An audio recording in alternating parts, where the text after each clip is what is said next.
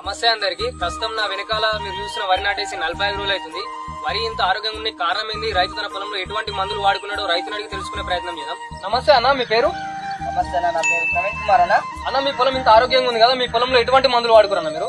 నా పొలము ఇంత ఆరోగ్యంగా ఉండడానికి కారణము భూమ్యాక్సిన్ అన్న. వరి వేసిన 15 రోజుల తర్వాత ఇసుకలో కలుపుకొని భూమ్యాక్సిన్ వాడుకున్నానన్న. మళ్ళీ ఒక 25 డేస్ తర్వాత యూరియాలో కలుపుకొని భూమ్యాక్సిన్ వాడడం వల్ల నా పొలం అనేది ఇంత రిజల్ట్ వచ్చిందన్న.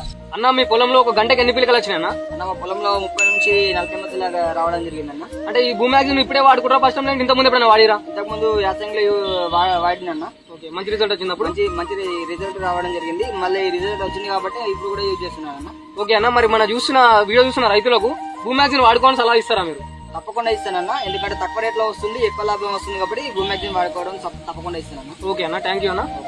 రైతు మాటల్లోనే విన్నారు కదా, పోయిన యాసంగిలో తన పొలంలో గంగోత్రి భూమ్యాక్సిన్ తెచ్చుకొని వాడుకున్నంట.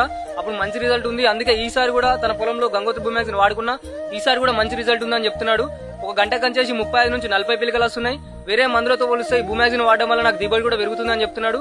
ఎవరికన్నా ఈ గంగోత్రి భూమ్యాక్సిన్ కావాలనుకుంటే స్క్రీన్ మీద కనిపిస్తున్న నంబర్ కాల్ చేసి ఆర్డర్ చేసుకోవచ్చు.